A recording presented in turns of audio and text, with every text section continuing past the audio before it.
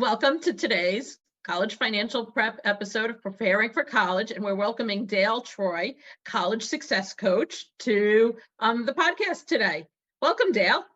Thank you for having me. I'm looking forward to the conversation. Yes, me too. I'd love to hear more about being a college success coach. Can you do me a favor? Introduce yourself to everyone, a little bit of background, and what made you decide to become a college success coach? Sure. As you heard, my name is Dale Troy. I'm the mom to 3 daughters who have actually graduated from college. So I've gone through that whole process. I started as a lawyer. That wasn't for me. I'm really a people person. I became a coach for lawyers looking for jobs. That was my first job after being a lawyer. Then I became a health coach. And as my kids were going through college, I saw how much stress there was on college campuses. And friends actually started asking me if I could help their kids because they looked at mine and thought, wow, those kids are doing well. And she's a health coach. Maybe there's something that she can help me with. That was where I got the idea that so many kids in college were having issues. And this was way before COVID. So even since COVID has been much, much more difficult. But I felt that with all my background, I also went to Yale College and Yale Law School. So I know how to be a good student. Between that and my health coach experience, I knew I had something to offer kids to help them get back on track and feel good about themselves physically and mentally and all that kind of stuff. What do you think is going on? Why is there a need for a college success coach? What's happening with the kids? And have you noticed anything going on? And how has it changed since COVID? Sure. Well, just to be a little clearer what a college success coach is, I have nothing to do with getting kids into college. I start working with them either before they get to college or when they're in college and they're having various challenges. So when you say before college, like when would be before college? This summer. In fact, I have a summer program where that is like a transition to college program. My point of view is that we're not really preparing our kids for what college life is. And what the problem really is, it's not that they don't have some academic ability, but even academics are not the same in high school as in college. Just to give you an example, time management. Our kids in high school haven't really had to deal with time management. It's just the structure is there for them.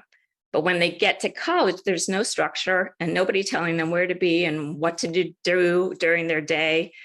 They often procrastinate, they get overwhelmed, they're afraid to ask for help. All sorts of things start happening when they get to college.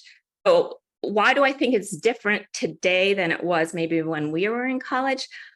I think it has a lot to do with how we're raising kids, including myself. We've just become much more involved in their lives, and we're not giving our kids as much responsibility and independence. And in addition, we don't want them to fail. So we're always protecting them from any problem and trying to solve problems for them. If we're not there with them on the college campus, all of a sudden, there are a lot of issues and they don't necessarily know how to handle them. And as I said before, a lot of them don't want to even ask for help because they're embarrassed. They think they should know. And so many issues can come about. In addition to that, there's social media. We didn't have to deal with social media. So there's a lot of feeling of competitiveness and am I going to get a job? And am I good enough? And do I look good enough? Am I smart enough? And there's all these things going on in their heads. So I think the reason why I had the summer program, I think if you prepare your kids with, like, a lot of them are life skills, how to advocate for yourself, how to manage your time, how to take care of yourself physically, how to deal with stress, all those kinds of things that I don't think they really know. Maybe, and these are all topics that you go over with kids? These are all topics that come up in the summer program. So I just feel like, we're sending our kids to college just assuming that they're going to be fine and they know how to do all these things because they've been living with us, and maybe they haven't, they just learned it out just by being around us, but that's not really the case. Unfortunately, I'll hear about the things that come up. The kid doesn't even know how to mail a letter. They haven't needed to. So why? Yeah, there are just some adulting skills that our kids haven't had to learn yet. Right, right. Even sending an email to a professor becomes a big issue for a lot of students that I work with because they're just not used to that. They're not sure what to say, how to address them, what's appropriate, what's not. It's amazing all the little things that they don't know. Right. Yeah, I even had a child, I shouldn't call him a child, a young adult that I was working with, and we were talking about healthy eating. And when he went to the dining hall, and he didn't know what a vegetable was because he probably never thought about it. And there was never a conversation about it in the house. And we just eat whatever's put in front of you. But when you're in college, that's like another little choice you have to make. What am I going to eat? Right. So there's choices. Yeah. That's fabulous. What have you seen going on? COVID was such a difficult time. Are things going back to normal for the kids, or what are you seeing? Definitely going back to normal. I think the hardest part about COVID for the students that I worked with was the social aspect, not having a normal social experience. And some of them, they were just stuck in their room, and they had a hard time trying to figure out, well, how do I actually talk to people? How do I meet people? It just didn't feel natural. And I think a lot of kids, young adults, suffered from starting to have social anxiety and just not feeling like they knew how to interact well. I remember freshmen going in, especially, had a very difficult time. Actually, my son was in college while that was going on. And fortunately, he was already there and he was already enmeshed in the school and had his peers. They had their group, but for freshmen just coming in, it was very difficult. I was hearing about it from clients. Yeah. Some of them would have been better off just if they had stayed home and done all online classes, because even in the dorms, they were still doing online classes.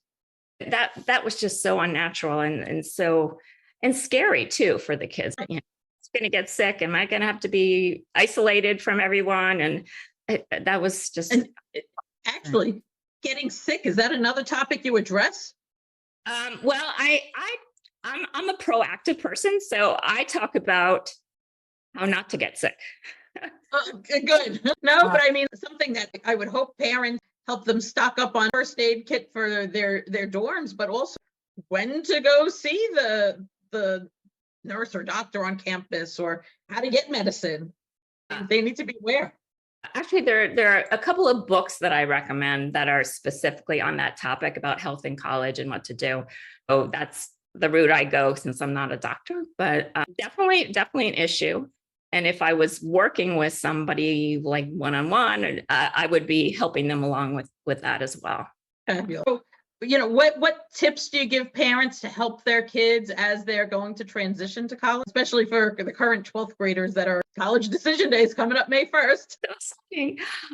Well, kind of to repeat myself, I think that if I'm speaking to a parent now, if you haven't yet started to pull back on how involved you are, now is really the time.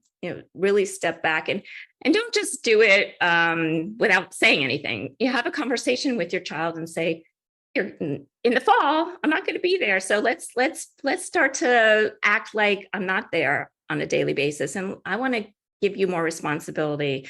I'm here to guide you. If you have a question, fine, but I don't want to be reminding you about things or waking you up or packing food for you. You need to start really being your own person. That's what I would recommend. Fabulous. And what tips do you have for the kids as they're transitioning to school, getting their grades up or keeping their grades up, social life, just any little tips you could share would be great. All those topics are in my summer program, but I'll give you a little bit. So in terms of the academics, honestly, the time management is the key.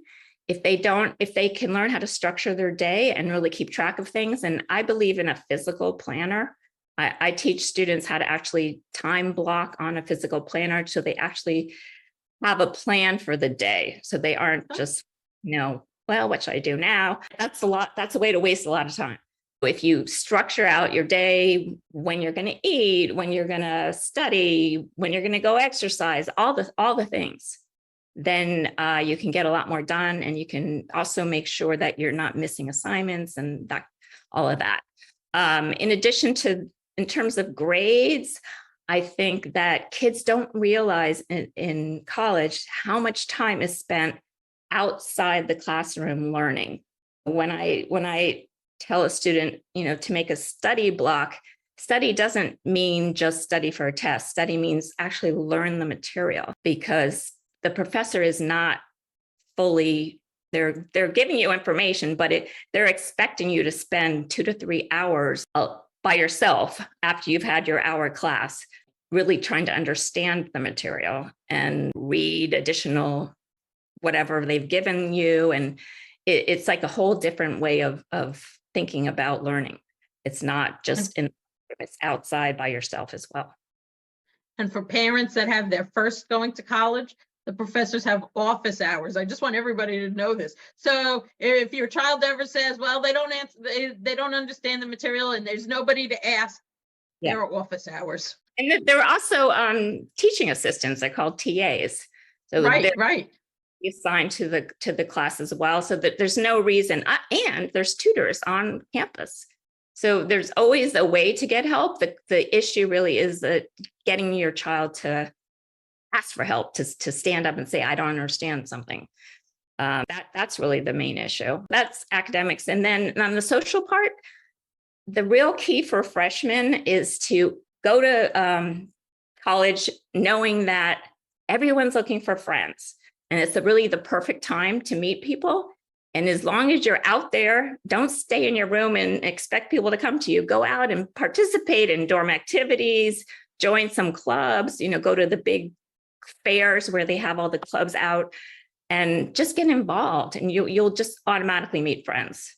You can also meet friends in your classes. You can in the dining hall, you can go sit with someone that you don't know and just introduce yourself, but take advantage of the fact that you are new and that all freshmen are new and everybody is looking to connect. So don't be shy. Really take advantage of that time. Fabulous. You mentioned summer program. So do me a favor, go over the summer program a little bit. Who was this for, and what will you be covering? The length, the whole. All the details. All right. It's called College Success Formula. It's a 4-session program, which I'm doing in 5. I have 5 different groups all throughout May, June, and July. So you have a choice based on and they're at all different times. So you can pick something based on your schedule. And it covers the 4 pillars, which are really like what I see as the key habits and skills that all kids need to have in order to do well in college. And one pillar is all the academic skills. That includes the time management and study skills and so forth. The next is how to build social connection. It's not just peers, it's also professors and other staff on campus, academic advisor, maybe it's a coach or a clergy or somebody in the library or the health center, how to feel comfortable on your campus, what you should do. The third one is physical health, how to stay healthy. And we talk about eating, drinking water, sleep, which is huge, and exercise. And then the 4th pillar is called emotional well-being, how to deal with stress, how to have a positive mindset, using all sorts of different tools for reducing stress, like gratitude and affirmations, and spending time in nature, listening to music. I want all the students to have something that they can fall back on, so that they have, when they're feeling stressed, because they will, that they will have something to go to rather than just thinking, oh, I'm going to just go party and I'll feel better. That's not the optimal solution. So it's definitely not. So it's those 4 pillars, and I cover all of that in the 4 sessions. Fabulous. I'm going to wrap it up here. I want to thank you so much for being on the show today. Can you tell everybody where they can find you? Sure. My website is crushcollegestress.com. I also have a very active Facebook group for parents. So I do talk to the parents as well, although I work with students directly. and the Facebook group is College Parent Support Community. So those are probably the two best places. And my summer program is talked about not in my website, but in my Facebook group. And they're also welcome. Anyone's welcome to email me or send me a Facebook message, whatever. I'm very available. And I can give you links to anything that you'd like. Fabulous. We'll be sure to share those links in the descriptions. Just want to thank you so much for being here today. Want to thank everyone for joining us for this week's episode with Dale Troy, College Success Coach, and on the Preparing for College podcast. We'll see you next week. Thanks. Thank you very much.